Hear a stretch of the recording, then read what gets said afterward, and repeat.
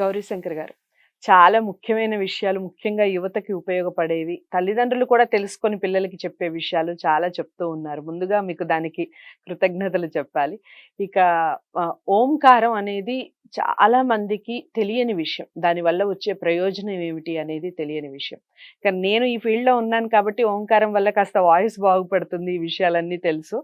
ఇక అసలు ఓంకారం ఎందుకు చేయాలంటారు? అలాగే ఉపవాసం అంటే ఆవాసం అని మాట్లాడుతూ ఉంటారు. ఈ ఉపవాసం ఎవరు చేయాలి? ఎవరు చేయకూడదు? అందరూ చేయొచ్చా? అసలు ఉపవాసం యొక్క ప్రాధాన్యత ఏమిటి? దీని గురించి చెప్పండి. తప్పకుండా. ఉపవాసం అనే మాటకి అర్థం ఏంటంటే, అంటే దగ్గర, సమీపంలో. వాసము అంటే నివసించడం, ఉండటం, దగ్గరగా ఉండటం. ఎవరికి ఎవరు దగ్గరగా ఉండాలి అంటే భగవంతుడికి ఆ భక్తుడు అని అంటాం మనం, మన టర్మినాలజీలో. భగవంతుడికి భక్తుడు దగ్గరగా ఉండటం. మళ్ళీ భగవంతుడు భక్తుడు అనేటప్పటికీ ఇక్కడ మతం అనేటువంటి ఒక రంగు పులుముతారు. మతం కాదు, ప్రపంచంలో ఏదైనా మంచి చెడు ఏ మతమైనా కూడా వాళ్ళ పేర్లు ఒక అద్భుత శక్తి. ఇందాక చెప్పుకున్నట్టుగా ఈ ప్రపంచాన్ని ఒక శక్తి నడుపుతోంది, ఒక అదృశ్య శక్తి సిస్టమేటిక్ గా నడుస్తోంది. ఎవరు వెనక రిమోట్ ఎవరు నడుపుతున్నారు అనేది తెలియదు. దానికి మనం రకరకాల మతాల్లో రకరకాల పేర్లు పెట్టుకుని ఒక్కొక్క మతం ఒక్కో పేరుతో ఒక్కో మార్గంలో నడుస్తోంది. అలా మన మతంలో మన వాళ్ళు, మన భారతీయ సనాతన ధర్మంలో చెప్పింది ఏమిటంటే, ఉపవాసం అంటే భగవంతుడికి దగ్గరగా ఉండటం. ఏమిటది ఉండటం అంటే? ఖాళీగా కూర్చొని ఉండటం అని కాదు. ఉపవాసం అంటే ఇప్పుడు మనకి ఆధునిక సమాజంలో ఏదో శనివారం ఉపవాసం, గురువారం ఉపవాసం, ఏదో ఉపవాసాలు అంటారు. ఉపవాసం పేరిటో అన్నం మాత్రం ఏం తినకుండా మరి మిగతా టిఫిన్లు, ఇడ్లీలు, ఉప్మాలు అవన్నీ కూడా తినేసేయటం అంటారు. అది కాదు. ఉపవాసం అంటే భగవంతుడి దగ్గరగా నివసిస్తూ మితంగా భోంచేయటం, మిత ఆహారాన్ని తీసుకోవడం. ఎప్పుడు కూడా సైంటిఫిక్ గా చూసిన శారీరకమైనటువంటి ఫిట్నెస్ అంటామే, శరీరం మనం ఫిట్నెస్, ఇప్పుడు వాకింగ్, ధ్యానము, యోగా, ఇవన్నీ కూడా శరీరాన్ని మనం అదుపులో పెట్టుకోవడం.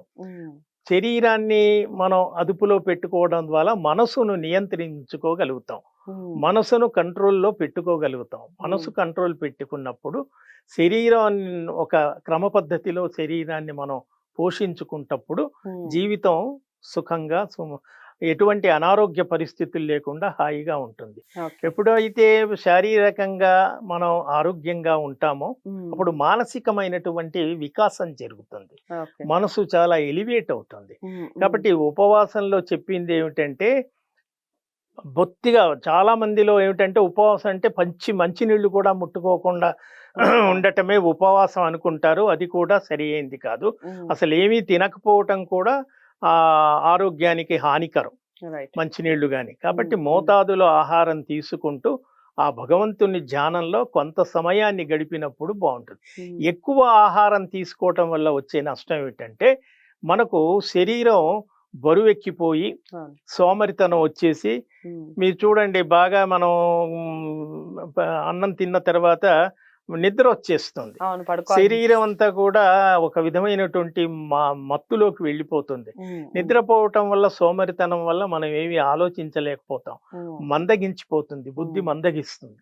కాబట్టి ఇవన్నీ కూడా ఒక శరీరాన్ని అదుపులో పెట్టుకోవడానికి ఈ ఉపవాసం అనే ఒక ప్రక్రియను మన వాళ్ళు పరిచయం చేశారు. తద్వారా మనం మంచి ఆలోచనలు చేయగలుగుతాం, ఆ భగవంతుని గురించి ఆలోచించగలుగుతాం, ఆ అతీతమైనటువంటి శక్తి గురించి తెలుసుకోవడానికి ప్రయత్నించగలుగుతాం. అదే మనోధ్యాన ప్రస్థానం అన్నారు. మనస్సును ధ్యానం ద్వారా ప్రస్థానం చేయించటం, ఆ భగవంతుని వైపు, భగవంతుని తెలుసుకోవడానికి ప్రయత్నించడం. ఇందాక భౌతిక శాస్త్రవేత్తలు ఈ కనిపించే ప్రపంచాన్ని మాత్రమే చూడగలుగుతారు, ఆధ్యాత్మికవేత్తలు ప్రపంచానికి వెనక ఉన్న శక్తిని చూడడానికి ప్రయత్నిస్తారు అన్నది. కాబట్టి అది ఉపవాసం ద్వారా సాధ్యమవుతుంది. ఓంకారం గురించి చెప్పండి. ఓంకారం అసలు ఓంకారం అనేది ఇందాక ఉపవాసానికి ఇవన్నీ కూడా ఇంటర్లింక్డ్. ఓంకారంలో ఉన్నటువంటిది అకార, ఉకార, మకారాలు, ఈ 3 అక్షరాలు బీజాక్షరాలు. ఈ బీజాక్షరాలు ఉచ్చరించడం వల్ల మన శరీరంలో ఉన్నటువంటి ఈ న్యూరాన్లు, ఈ జీవనాడులన్నీ కూడా ఉత్తేజితం అవుతాయి. ఓకే. అసలు మానవ శరీరంలో మెదడులో ఆధ్యాత్మికతకు సంబంధించి ప్రత్యేకమైనటువంటి ఒక ఆర్గాన్ ఉంటుంది. దాన్ని గాడ్ స్పాట్ అంటారు. ఓకే. అది మామూలుగా అందరూ చెప్పిన యోగులు ఋషులు అందరూ చెప్పినటువంటి విషయమే. ఆ గాడ్ స్పాట్ అనేది ప్రతి మనిషిలో ఉంటుంది. ప్రతి మనిషి గుండెకాయ ఎలా ఉంటుందో అందరికీ ఉంటుంది. అంటే దాన్ని తెలుసుకోగలిగినటువంటి వాళ్ళు మాత్రమే ఆధ్యాత్మికవేత్తలు ఆధ్యాత్మిక మార్గంలో ప్రయాణిస్తారు.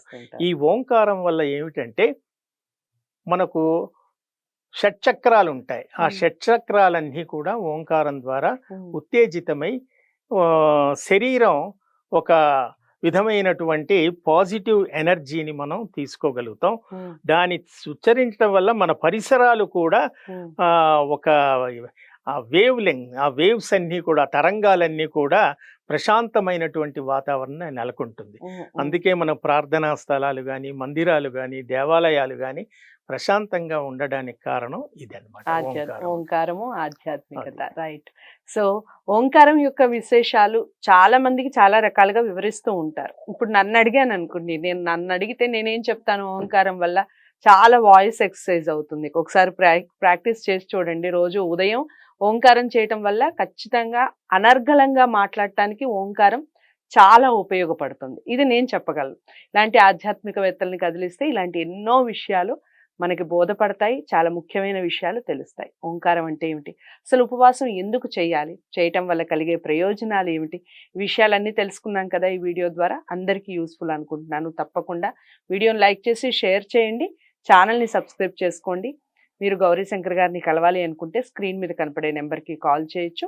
కామెంట్ బాక్స్లో కూడా ఈ ఆధ్యాత్మికతకి సంబంధించి లేదా మీరు ఇంకే విషయాలైనా తెలుసుకోవాలి అనుకుంటున్న విషయాలు తప్పకుండా కామెంట్ బాక్స్లో తెలియజేయండి. మరో ముఖ్యమైన విషయంతో మళ్ళీ మీ ముందుకు వస్తాను. నమస్తే.